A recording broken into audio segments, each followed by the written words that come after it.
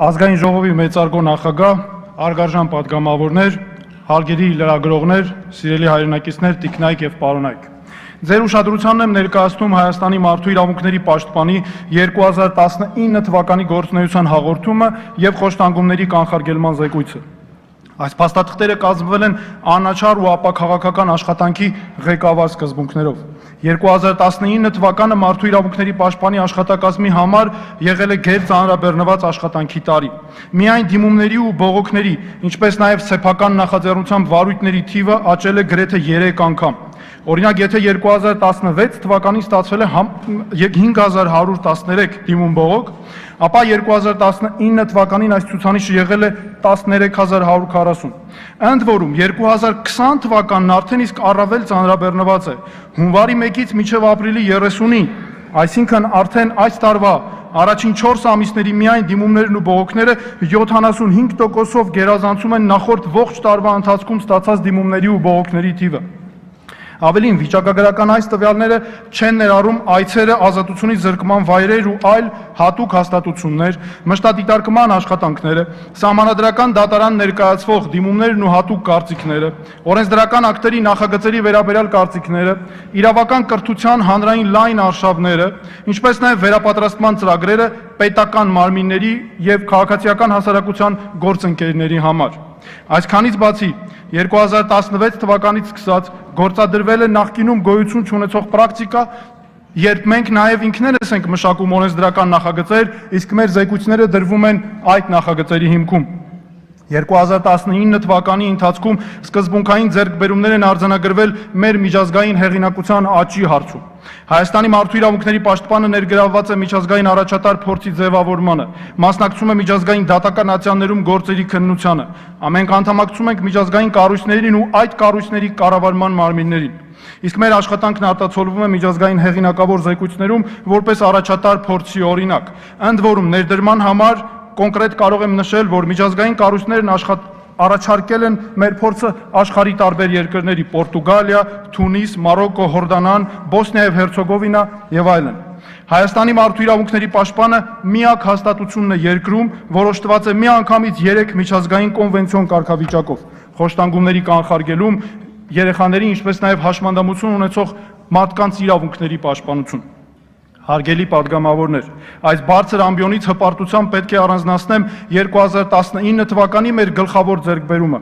Միավորված ազգերի կազմակերպության մարդու իրավունքների գերագույն հանձնակատարի գրասենյակի քարտուղարությամբ գործող միջազգային անկախ հանձնախումբը վերջնականորեն հաստատեց Հայաստանի մարդու իրավունքների պաշտպանին անկախության ու արդյունավետ աշխատանքի ամենաբարձր միջազգային կարգավիճակի վերաշնորհումը։ Միջազգային գնահատող հանձնախմբի պաշտոնական եզրակացությամբ ամրագրված է, մեջբերում եմ թարգմանաբար, գովելի են Հայաստանի մարդու իրավունքների պաշտպանի ջանքերը, որոնք ուղղված են երկրում մարդու իրավունքների խթանմանն ու պաշտպանությանը, չնայած նրան, որ աշխատանքը տարվում է մարտահրավերների պայմաններում։ Հանձնախումբը հատկապես դրական է համարել այն, որ մարդու իրավունքների պաշտպանը զգայուն հարցերի վերաբերյալ արտահայտում է օբյեկտիվ հրապարակային դիրքորոշումներ։ Հատուկ նշում եմ, որ այս եզրակացությունը վերաբերում է մարդու իրավունքների պաշտպանի գործունեության գնահատմանը 2016 թվականից սկսած։ Այս գնահատականը Հայաստանի Հանրապետության համար ժողովրդավարության բարձր իմիջի կարևոր ցուցանիշ է։ Եվ հիմա ներկայացնեմ Հայաստանի մարդու իրավունքների պաշտպանի միջազգային հեղինակությունը ցույց տվող կոնկրետ օրինակ։ Ֆրանսիայի կառավարությունը Եվրոպայի խորհրդում 2019 թվականի իր նախագահության շրջանակում որոշել էր հրավիրել նախարարների կոմիտեի հատուկ քննարկում որպես Եվրոպայում նշանակալի իրադարձություն։ Նպատակն էր բոլոր անդամ պետությունների մասնակցությամբ քննարկել Եվրոպայում մարդու իրավունքների ազգային հաստատությունների լավագույն փորձը եւ ձևավորել աշխատանքի կատարելագործման առաջարկներ։ Ըստ այդմ, Ստրասբուրգում կազմակերպված քննարկմանը Ֆրանսիայի կառավարությունը խորհրդակցելով Եվրոպայի խորհրդի վերադաս մարմնի հետ, որպես բանախոս եւ միջազգային առաջատար փորձի կրող, հրավիրեց Հայաստանի մարդու իրավունքների պաշտպանի հաստատությանը եւ Ֆրանսիայի իմ գործընկերոջը։ Ընդ որում պաշտոնական հրավերը ստացվել էր ինչպես Ֆրանսիայի կառավարությունից, այնպես էլ Եվրոպայի խորհրդի մարդու իրավունքների եւ իրավունքի գերակայության գլխավոր տնօրինությունից։ Իսկ այդ բնույթով բացառիկ քննարկումը հնարավորություն տվեց մեր փորձը ներկայացնելու 47 պետության դիվանագիտական ներկայացուցչության եւ միջազգային հեղինակավոր կառույցների։ Հայաստանի մարդու իրավունքների պաշտպանի համար կարևոր է ոչ միայն միջազգային հեղինակությունը, այլ հանրային վստահությունն ու ընկալումները երկրի ներսում։ Սա պայմանավորված է յուրաքանչյուր մարդու իրավունքի եւ ազատության պաշտպանության հրամայականով։ Օրինակ, Միջազգային հանրապետական ինստիտուտ հեղինակավոր կազմակերպության 2019 թվականի հետազոտության տվյալներով Հայաստանի մարդու իրավունքների պաշտպանի նկատմամբ վստահության ցուցանիշը 63% է, իսկ բացասական կարծիք ունի 12%։ Transparency International կազմակերպության ծրագրի արդյունքների համաձայն քաղաքացիները նշել են, որ պաշտոնյաների կոռուպցիոն վարքագծի մասին տեղեկացնելու համար երկրի վարչապետից ու ոստիկանությունից հետո կդիմեին մարդու իրավունքների պաշտպանին 23 մարմինների ու կառույցների թվում, եւ սա այն դեպքում, երբ օմբուդսմանը իրավապահպան կամ արդարադատության որևէ գործառույթ չունի։ Մարդու իրավունքների պաշտպանի 2019 թվականի գործունեությունը տարվել է լայն շրջանակի ոլորտներում եւ զգայուն իրավիճակներում։ Նախ նշեմ, որ աշխատանքն իրականացվել է հետևյալ հիմնարար ուղղություններով։ Կոնկրետ դեպքերով բողոքների կամ դիմումների քննարկումներ, սեփական նախաձեռնությամբ վարույթներ։ Երկրորդ, մշտադիտարկումներ, այդ թվում այցեր, ազատությունից զրկման վայրեր ու այլ հատուկ հաստատություններ։ Մարդու իրավունքների համակարգի կատարելագործում կամ իրավունքների խախտումների կանխարգելիչ աշխատանքներ որպես երրորդ ուղղություն։ Առհասարակ 2019 թվականը մեր երկրում նշանավորվեց դատաիրավական, քրեակատարողական, սոցիալական ապահովության եւ մի շարք այլ ոլորտներում կոռուպցիայի դեմ պայքարի բնագավառում բազմածավալ բարեփոխումներ նախատեսող հիմնարար ռազմավարությունների ընդունմամբ։ Այդ փաստաթղթերով ամրագրված նպատակներն այնպիսին են, որ անմիջականորեն առնչվում են յուրաքանչյուր քաղաքացու։ Ուստի 2020 թվականը պետք է համարել այդ հիմնարար փաստաթղթերի իրականացման կամ առնվազն մեկնարկի պատասխանատու տարի։ Հարգելի падգամավորներ, սիրելի հայրենակիցներ,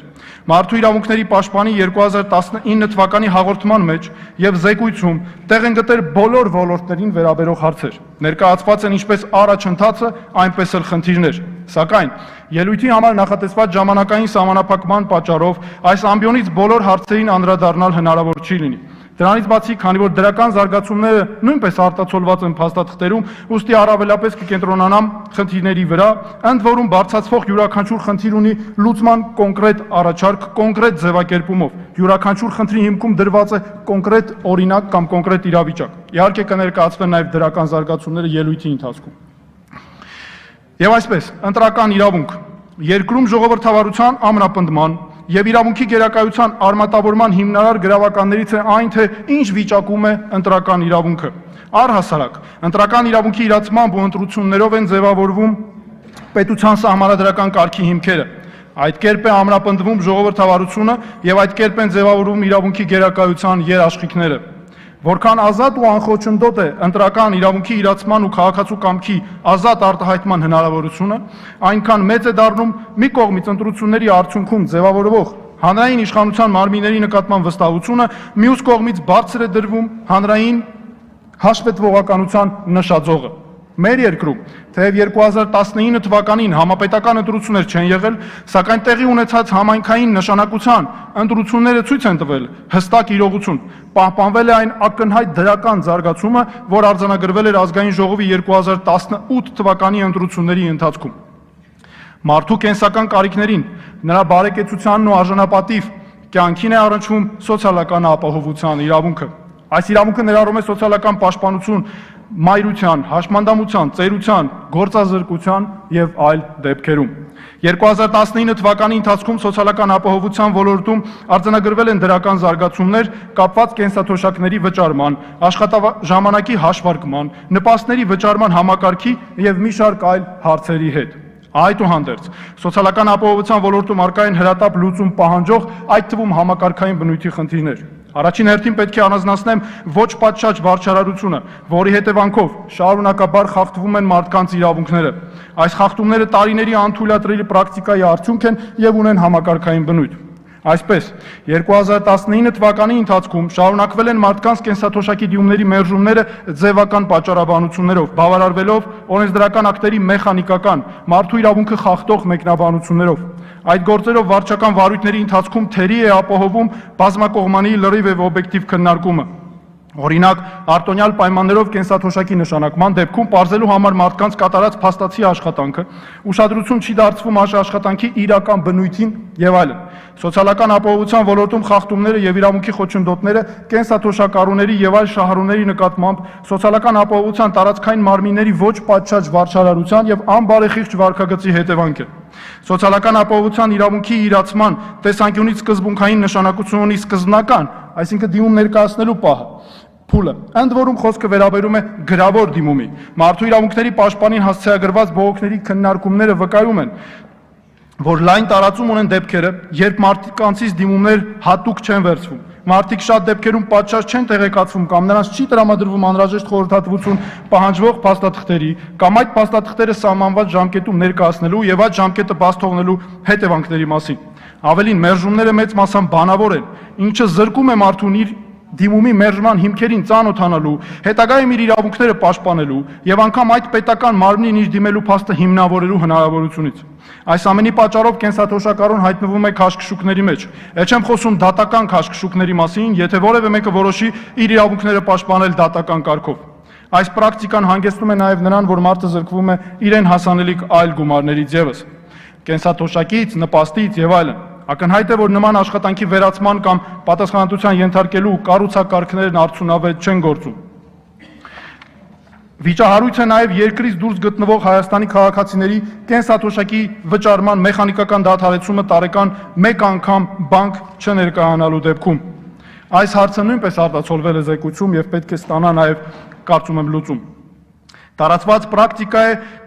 համապատասխան մարմինների տեսուչների նպաստը չվճարելու սպառնալիքներ հնչեցնելը կապված ընտանիքների անապահովության գնահատման համակարգի հետ։ Օրինակ տնային այցելությունների դեպքում չեն գործում անապահովության գնահատման գործընթացին անմիջականորեն մասնակցող սոցիալական աջակցության տեսուչների գործողությունները գնահատելու պատշաճ վերահսկման մեխանիզմներ։ Հետագայում չարաշահումներ հայտնաբերելիս պատասխանատվությունն ամբողջությամբ ընկնում է նպաստառուի վրա եւ վերջինը զրկված է մնում տվյալ ժամանակաշրջանի ընտանեկան կամ սոցիալական նպաստ ստանալու իրավունքից։ Անցնելով առողջության պահպանման իրավունքին, նախևառաջ պետք է անդրադառնամ այն հարցին, որ բժշկական հաստատություններում դիտարկվում են դեպքեր, երբ պացիենտը առողջական կամ այլ առանձնահատկությամբ պայմանավորված ենթարկվում է խտրական վերաբերմունքի։ Դա հատկապես վերաբերվում է օրինակ հաշմանդամություն ունեցող անձանց, հատկապես դա ունի համախտանիշով ապրող երեխաների դեպքում, միավ ձիահով, հեպատիտ B-ով եւ C-ով ապրող անձանց եւ այլն։ Առողջության պահպանման իրավունքի երաշխիքներից է բժշկական գաղտնիքի պահպանումը, օրենսդրական թերի կարգավորումները, իրազեկվածության պակասը եւ բժշկական գաղտնիքին առնչվող մասնագիտական ցածր կարողություններն են այն հիմնական պատճառները, որոնց արդյունքում խախտվում է բժշկական գաղտնիքը։ Իհարկե, խնդիր է նաև բուժանձնակազմերի ցածր աշխատավարձերն ու սոցիալական երաշխիքները։ Պրակտիկայում, օրինակ, արձանագրվում են դեպքեր, երբ պացիենտի բուժժննության արդյունքները կամ նրա առողջական վիճակի վերաբերյալ բժշկական գաղտնիք համարվող տեղեկությունները տրամադրվում են այլ անձանց ու նույնիսկ լրատվամիջոցների կամ բուժաշխատողը մի պացիենտին բուժօգնություն կամ խորհրդատվություն տրամադրում է մեկ այլ պացիենտի ներկայությամբ։ Ցավոք, նման խախտումների դեմ պայքարի գործուն մեխանիզմներ օրենսդրական գործիքակազմի առումով բացակայում են։ 2019 թվականին մարդու իրավունքների պաշտպանին շարունակվել են հասցեագրվել բողոքներ, որոնք վերաբերում են բնակչության սոցիալապես անապահով խավերի համար բուժօգնության հասանելիությանը, անվճար կամ արտոնյալ պայմաններով բուժօգնությանը եւ այլն։ Բողոքներ են հասցեագրվել նաեւ այն քաղաքացիներից, ովքեր ունեն անվճար կամ արտոնյալ պայմաններով ամբուլատոր պոլիկլինիկական բժշկական հաստատությունների միջոցով դեղեր ձեռք բերելու իրավունք։ Ըստ այդ բողոքների մարդիկ ստացիոնար բուժօգնության ընթացքում հիվանդանոցից անվճար վերցնում են միայն առաջին անհրաժեշտության դեղերը, իսկ մյուս դեղերը գնում են իրենք կամ մերձավոր ազգականները, քանի որ նույնիսկ ըստ բժիշկների անհրաժեշտ է առավել արդյունավետ դեղորայք։ Ստացվել են նաև բողոքներ այն մասին, որ պոլիկլինիկաներից տրամադրվում են ոչ թե բժշկի նշանակած դեղամիջոցները, այլ հիմնականում դրանց համարժեք փոխարինողները։ Սրանց մասին նույնպես մանրամասն կա զեկույցում շարադրված։ Մարդու իրավունքների պաշտպանության կարևորագույն ուղղություններից է աշխատանքային իրավունքների ոլորտը։ Այստեղ տարածված իհարկե խախտումներ կան, որոնք շարադրված են զեկույցում, սակայն օրինակ կենտրոնանամ այն խնդրի վրա, որ աշխատանքային իրավունքները ոտնահարվում են հաստիկների կրճատման հիմքով աշխատանքից ազատումների հարցում չարաշահումների պարագայում։ Հատկապես որ գոյություն չունեն այդպիսի կրճատումների պարբերականության կամ ժամանակային սահմանափակումներ։ Խնդիրը նաև այն, որ գոյություն չունի արտադատական մարմին, որ կարող էր իրականացնել աշխատանքային իրավունքների արդյունավետ պաշտպանություն առանց քաշքշուկների։ Սրա հետևանքով մարդու միակ հույսը մնում է դատարանը։ Սակայն դատարան դիմելով էլ մարդը հայտնվում է քաշքշուկների, երկարատև ու բարդ գործընթացների մեջ։ Առհասարակ, դատական պաշտպանության իրավունքն ունի հիմնարար կարևորություն, որի իրականացումը կախված է նրանից, թե որքանով է դատական իշխանությունը անկախ ու արդյունավետ։ Հայաստանի դատական համակարգում իհարկե առկա են խնդիրներ, կապված դատարանների արտաքին ու ներքին անկախության, դատարանի նկատմամբ մարդկանց վստահության պակասի, արդար դատականության երաշխավորման, կոռուպցիոն ռիսկերի եւ այլ հարցերի հետ։ Բողոքները եւ դատական պրակտիկայի դիտարկումները վկայում են, որ առանձին դատավորները նույնիսկ իրենց վարքագծով վնասում, ստվերում են դատական համակարգի հեղինակությունը։ Այս ամենն իհարկե նաև չքաղած դասերի ու այն բանի հետևանք է, որ տարիների ընթացքում պատշաճ ուշադրություն չի դարձվել ոլորտի խնդիրներին ու ամենակարևորը դատական համակարգի արդարացի պահանջներին։ Մի կողմից այս խնդիրները բնույթով այնպիսին են, որ պահանջում են հրատապ լուծումներ։ Մյուս կողմից բարեփոխումներ իրականացնելիս պետք է ճիշտ որոշել առկա խնդիրների իրական պատճառները։ Օրինակ, այն, որ դատարաններում գործերի քննության անթույլատրելի ձգձգումների պատճառներից է դատավորների չափազանց մեծ ծանրաբեռնվածությունը։ Չպետք է նաև մոռանալ դատարանների նկատմամբ ինստիտուցիոնալ վստահության ու հարգանքի, դատական իշխանության հեղինակության ու անկախության երաշխավորման, բացառապես իրավական լուծումներով արդյունքների հասնելու հրամայականների մասին։ Ինչպես նախորդ տարիներին, այնպես էլ 2019 թվականի ընթացքում հատուկ ուշադրություն է դարձվել գործարարության ոլորտում իրավունքների պաշտպանությանը։ Մարդու իրավունքների պաշտպանի այս գործառույթի իրականացման համար արդեն մի քանի տարի է, ինչ աշխատակազմում գործում է հատուկ բաժին։ Այս ոլորտում մեր համագործակցությունն ընթանում է գլխավորապես պետական եկամուտների կոմիտեի, էկոնոմիկայի եւ ֆինանսների նախարարությունների հետ։ Այս ոլորտի խնդիրներից պետք է առանձնացնեմ այն, որ օրինակ հաշվիչ դրամարկղային մեքենաների կիրառության խախտումների համար սահմանված տուգանքների չափերը հարկային օրենսգրքում համաչափ չեն արարքի համեմատությամբ, այսինքն դրանց ֆիքսված չափեր են եւ հնարավորություն չկա առավելագույն ու նվազագույն չափ եւ հնարավորություն չի տրվում անհատականացնել հարկային մարմնին իրավախախտման համար տուգանքի նշանակումը։ Հարգելի գործընկերներ, ժողովրդավարական հասարակությունում կարևոր արժեք է խոսքի ազատությունը, որը մեր երկրում ունեցել է առաջընթաց, երաշխավորված է սահմանադրությամբ ու օրենքներով եւ գտնվում է մարդու իրավունքների պաշտպանի ուշադրության ներքո։ Առհասարակ խոսքի ազատության մարտահրավեր ողջ աշխարհում նույնիսկ համարվում է սոցիալական ցանցերում անհանդուրժողականությունը։ 2019 թվականի մտահոգիչ խնդիրներից է վիրավորանքի, ատելության ու արժանապատվությունը նվաստացնող խոսքի զարգացումը։ Այս արատավոր երևույթը անթույլատրելի չափերի է հասել սոցիալական ցանցերում։ Հատկապես մեծ է ագրեսիան, որը տարածվում է կեղծ օգտատերերից ու խմբերից։ Պետք է բացառել իսպառ արմատախիլ աներ վիրավորանքն ու արժանապատվության նվաստացումը,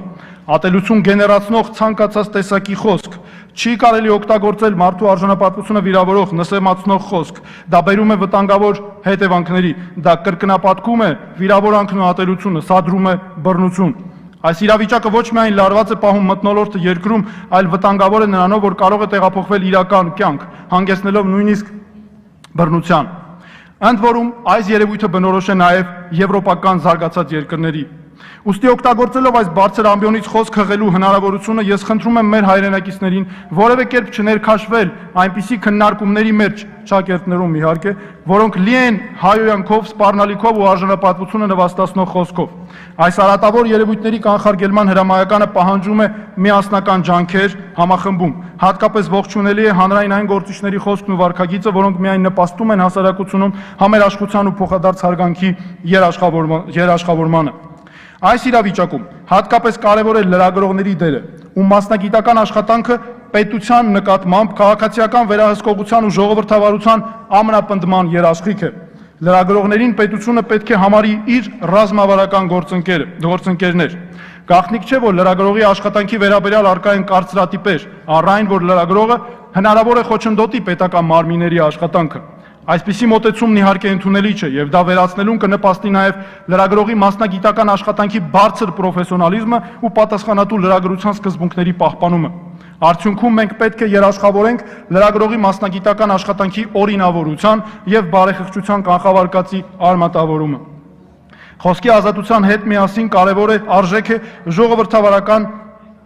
հասարակությունում հավաքների ազատությունը։ Իհարկե հավաքների մասին խոսելիս հնարավոր չէ չանդրադառնալ 2018 թվականի ապրիլ-մայիս ամիսներին մեր երկրում տեղի ունեցած խաղաղ հավաքներին։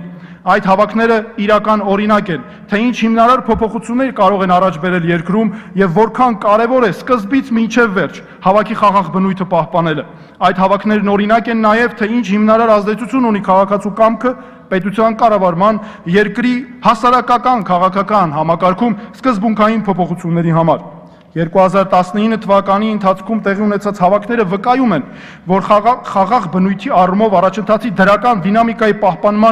պահպանվել է առաջընթացի դրական դինամիկան, որ արձանագրվել էր ակնհայտորեն 2018 թվականի ընթացքում։ Մյուս կողմից հավաքները ի ցույց դրեցին շարունակվող համակարգային բնույթի խախտումներ, որոնք վերաբերում են մարդկանց բերման ենթարկելուն, նրանց ազատությունից զրկելուն եւ իրավունքների երաշխավորմանը։ Խոսքը ըստ էության վերաբերում է ազատությունից զրկմանը եւ ազատությունից փաստացի զրկված անձի իրավունքներին։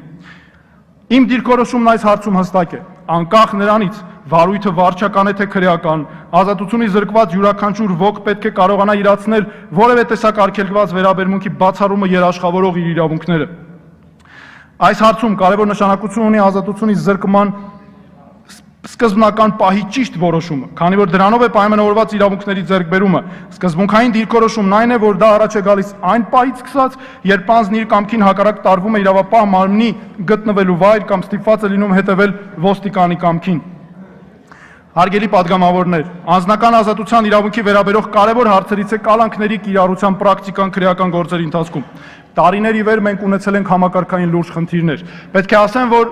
այս երկու տարիների ընթացքում նվազել են այն միջնորդությունների թիվը, որոնք ներկայացվում են դատարան, իրավապահ մարմինների կողմից, բայց երբ վերլուծում ենք, հասկանում ենք մեզ անհրաժեշտ են հրատապ ինստիտուցիոնալ փոփոխություններ, որովհետև երբ վերլուծում ենք, նախկինում ունեինք շատ կալանքների միջնորդություններ, հիմա նվազել է, բայց օրենսդրությունը նույնն է։ Ակնհայտ է, որ չկան ինստիտուցիոնալ հիմքեր եւ փոփոխությունները նվազումը պայմանավորված է 2018 թվականի ընթացքում տեղի ունեցած փոփոխություններով։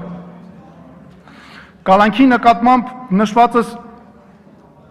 վերաբերմունքը եւ նաեւ պահանջները առ այն, որ դա պետք է լինի բացառիկ խափանման միջոց,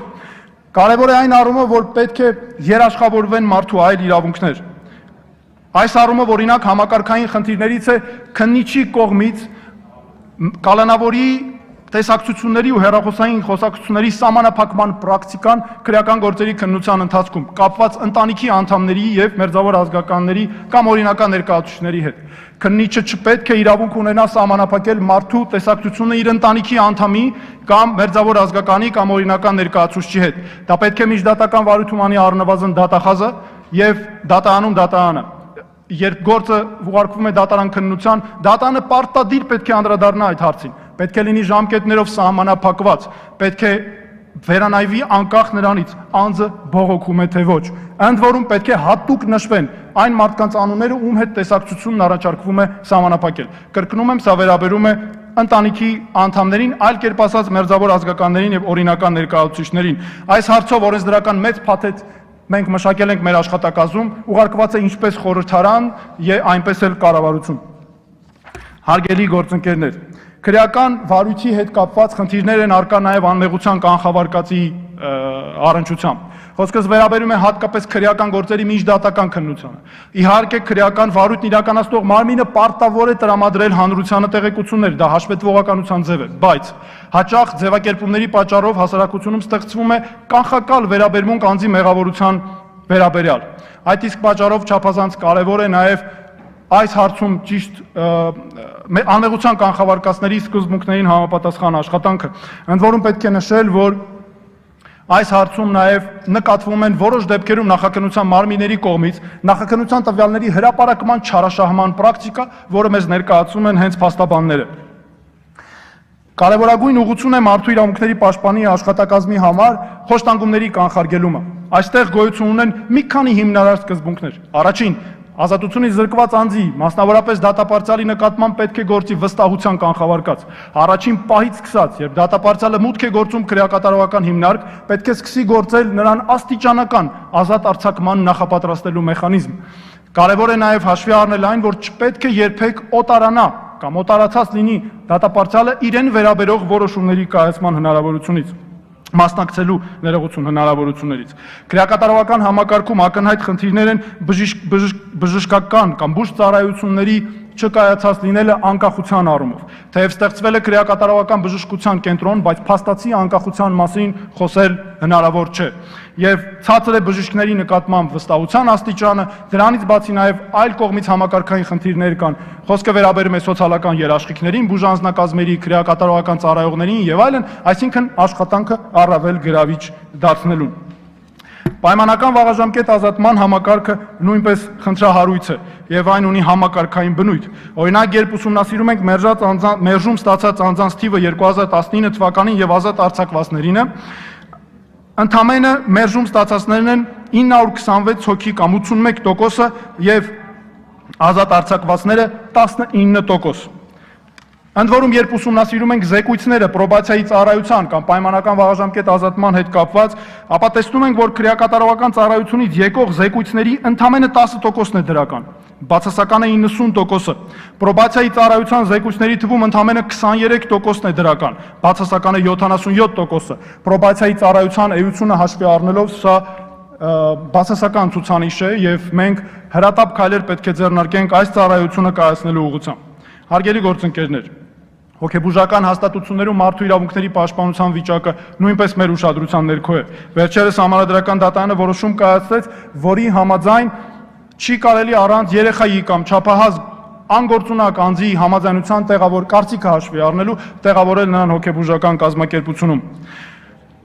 Ուզում եմ հատուկ նշել, որ մարդու իրավունքների պաշտպանի հիմնարար ուղղություններից է նաև կանանց իրավունքների պաշտպանությունը։ Այստեղ ակնհայտ է, որ կան կարծրատիպեր։ Մենք պետք է հստակ արձանագրենք, որ կինը ինքնուրույն իրավատեր, արժանապատիվ մարդ է եւ պետք է ստեղծվեն կնոջ համար բոլոր հավասար հնարավորությունները արժանապատվությամբ իրավունքների իրականացումն ապահովելու համար։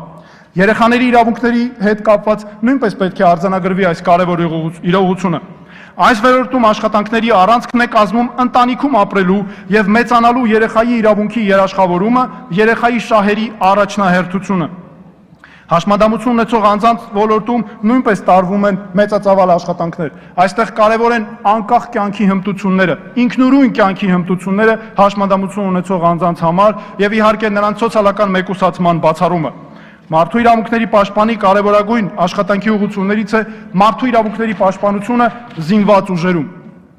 Այստեղ պետք է հատուկ նշեմ, որ կա զգալի դրական ձեռքբերում պաշտպանության նախարարության հետ աշխատանքը հավանաբար ամենադրական, եթե ոչ ամենադրականը համագործակցության ձևաչափերից է եւ օրինակ դրական զարգացումներ ունենք սննդի տրամադրման հետ կապված համակարգում։ Դրական զարգացումներ ունենք կարգապահության, կարգապահական վարույթների հետ կապված հարցերում։ Հատուկ ուզում եմ նշել, որ կարգապահությունը ամուր իրավունքի գերակայության վրա հիմնված ամուր կարգապահությունը նույնպես մարդու իրավունքների պաշտպանության երաշխիք է։ Հետևաբար մենք աջակցում ենք ամուր կարգապահության համապնդմանը բանակում։ Կարևոր ուշադրություն ենք դարձնում զինծառայողների ընտանիքների սոցիալական խնդիրներին նույնպես։ Հարգելի գործընկերներ, ուզում եմ հատուկ նշել, որ զինված ուժերում մարդու իրավունքների պաշտպանությունը պահանջում է նաև զարգացած բուժ ծառայությունների համակարգ։ Եվ կարևոր է նաև մարդու իրավունքների պաշտպանությանը մոտենալ համակողմանի տեսանկյունից, հաշվի առնելով նաև այն անձանց իրավունքները, ովքեր իրականացնում են այդ պաշտպանությունը կամ ծառայում են, օրինակ ոստիկանության ծառայողներ, քրեակատարողական ծառայողներ, բուժանձնակազմեր եւ այլն, նրանք նույնպես պետք է ունենան աշխատանքի արժանապատիվ պայմաններ։ Հատուկ ուզում եմ առանձնացնել համագործակցությունը։ Օրինակելի է ազգային ժողովի հետ համագործակցությունը մի շարք ձևաչափերով։ Սա նաև միջազգային լավագույն փորձ է, արձանագրված է զեկույցներում, անցյալ տարվա տվյալներով։ Այստեղ մի քանի մակարդակում է։ Առաջինը՝ բարձր համագործակցություն գոյություն ունի ազգային ժողովի նախագահի աշխատակազմի եւ մարդու իրավունքների պաշտպանի ու աշխատակազմի միջեւ։ Սա հնարավորություն է տալիս պարբերական հանդիպումների միջոցով արձանագրել խնդիրները, ծրագրել կարևոր հարցերի ուղղություններ։ Կարևոր են հանձնաժողովների ֆորմատներով աշխատանքները։ Օրինակ մարդու իրավունքների եւ հանրային հարցերի հանձնաժողովը գլխավորապես, պետաիրավական հարցերի մշտական հանձնաժողովը, առողջապահության հարցերի մշտական հանձնաժողովը, միջազգային հարաբերությունների հարցերի մշտական հանձնաժողովը եւ մի շարք այլ գործընկերներ առանձին անհատ падգամավորների հետ, անկախ падգամավորների հետ նույնպես իրականացվում են համագործակցություն։ Կարևոր է նաեւ իհարկե աշխատանքային խմբերը, որոնք ստեղծված են ազգային ժողովում։ Եվ վերջում հարգելի գործընկերներ, իմ աշխատանքի կարևորագույն, երևի չերևացող, բայց ամենաֆունդամենտալ ուղղություններից է արցախցիների իրավունքների պաշտպանությունը։ Մարդու իրավունքների պաշտպանությունը պետք է լինի ունիվերսալ բնույթ է կրում եւ կապ չունի տարածքի քաղաքական կարգավիճակի հետ։ Արցախում են ապրում երեխաներ, Արցախում են ապրում կանայք, հաշմանդամություն ունեցող մարդիկ եւ չի կարելի միջազգային սկզբունքներին հակասում է նրանց զրկելը այդ պաշտպանությունից։